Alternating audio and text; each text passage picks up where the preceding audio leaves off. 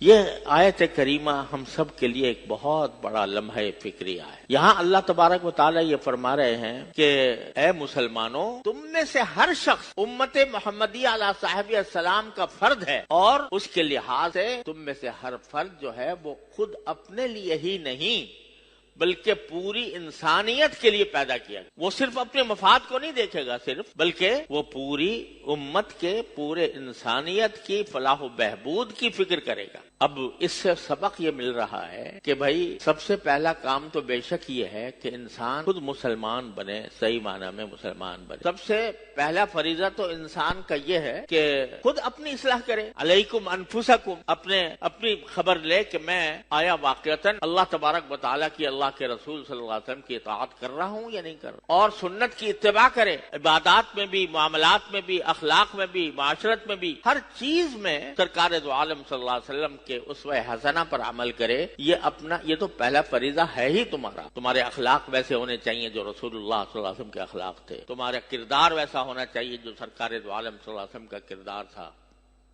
تمہاری عبادتیں ویسی ہونی چاہیے، تمہارے معاملات ایسے ہونے چاہیے۔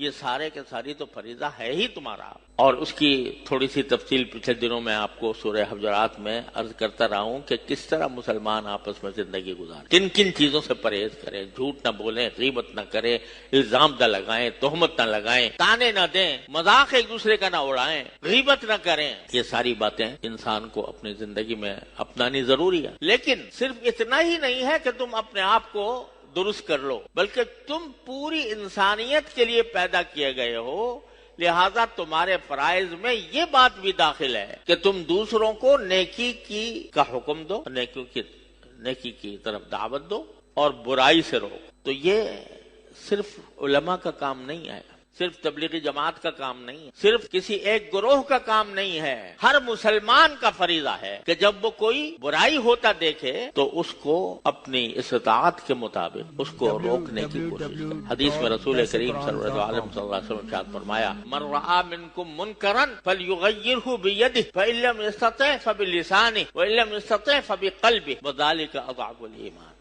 او کما قال صلی اللہ علیہ وسلم، کہ جب تم میں سے کوئی شخص کوئی برائی دیکھے کہ کوئی شخص برا کام کر رہا ہے، تو کوئی برائی ہو رہی ہے، تو جب تم میں سے کوئی برائی دیکھے فَلْيُغَيِّرْهُ بِيَدِهِ، تو پہلا درجہ تو یہ ہے کہ اس کو اپنے ہاتھ سے روکے۔ اگر استطاعت ہے تو ہاتھ سے روکے۔ استطاعت کا مطلب یہ ہے کہ اس کا مخاطب ہیں وہ لوگ جن کو کسی زندگی کے کسی دائرے میں اقتدار حاصل، اگر حاکم ہے اس کو پورے ملک پر، پوری قوم پر اقتدار حاصل، تو اس کا فریضہ یہ ہے کہ کوئی منکر ہو رہا ہے، کوئی برائی ہو رہی ہے تو ہاتھ سے روکے۔ یا کسی کو اگر اپنے گھر پر اقتدار حاصل ہے، کوئی اپنے گھر کا سربراہ ہے اور گھر میں کوئی برائی ہوتے دیکھتا ہے، تو اس کا فرض ہے کہ وہ اپنے ہاتھ سے اس کو روکے۔ اور یہ فرمایا کہ فَإِن لَّمْ يَسْتَطِعْ فَبِلِسَانِهِ، کوئی ادارے کا سربراہ ہے، اس ادارے میں کوئی خرابی ہو رہی ہے تو اس سربراہ کا فرض ہے کہ ہاتھ سے روکے۔ اور اگر اقتدار نہیں، استطاعت نہیں، تو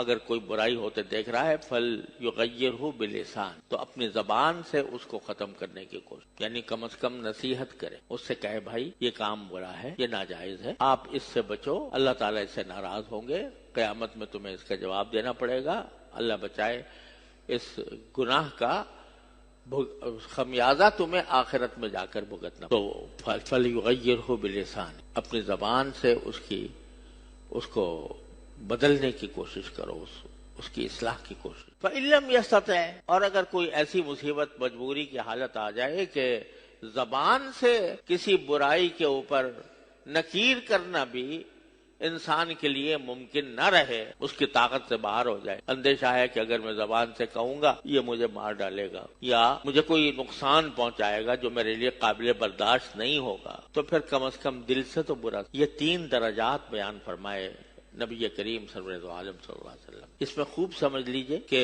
یہ درجات اسی طرح ہیں جس طرح میں نے بیان۔ پہلا درجہ جو ہے ہاتھ سے روکنا، یہ ہے صاحب اقتدار کے لیے، جس کو کہیں اقتدار حاصل، چاہے ملک کا اقتدار ہو، چاہے ادارے کا اقتدار ہو، چاہے اپنے گھر کا اقتدار۔ ہر آدمی کے لیے نہیں ہے یہ کہ وہ جا کے اپنے ہاتھ سے روکے، اس کا ہر انسان اس کا مکلف نہیں۔ آپ یعنی جب باہر نکلتے ہیں تو پتہ نہیں کتنے منکرات سامنے آتے ہیں، اللہ بجائے اوریانی ہے، فحاشی ہے، سینما ہے، خدا جانے کیا کیا ہے، فحاشی بے پردہ عورتوں کی تصویریں لگی ہوئی ہیں. تو اب ہمارے یہ فریضہ اللہ تعالیٰ نے افراد پر عائد نہیں کیا کہ تم جا کے ہاتھ سے اتار دو یا ہاتھ سے اس کو بگاڑ دو.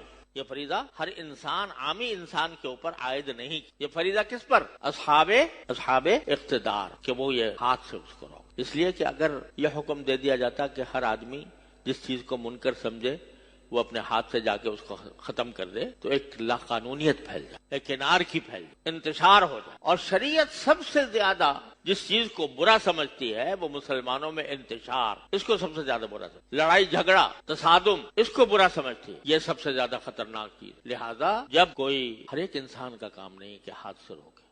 ہاں جہاں اس کو اقتدار حاصل ہے گھر میں اپنے، وہاں اس کی اولاد، اس کے بیوی بچے کسی کوئی غلط کام کر رہے ہیں جو ناجائز ہے شرعن، اس کو ہاتھ سے روکنا دو. وہاں صرف زبان سے کہنا کافی نہیں. تمہیں اقتدار حاصل ہے، تمہارا فرض ہے کہ ہاتھ سے روکو. اور دوسرا درجہ جو بیان فرمایا وہ یہ کہ اگر تمہیں ہاتھ سے روکنے کی صلاحیت نہیں ہے، تم صاحب اقتدار نہیں ہو، تو پھر اس صورت میں زبان سے روکو. زبان سے روکنے کے معنی یہ ہے جو دوسری جگہ فرمایا فذکر ان نفعت الذکر، کہ نصیحت کرو اگر نصیحت فائدہ مند ہو. کیا مطلب یہ ہے کہ جہاں کچھ تھوڑی سی بھی امید ہو کہ میں نصیحت کروں گا تو یہ شاید باز آ جائے گا. جہاں تھوڑی سی بھی امید. اور ایک داعی کو، ایک مبلغ کو، ایک اللہ کا پیغام پہنچانے والے کو ہمیشہ یہ امید رکھنی چاہیے.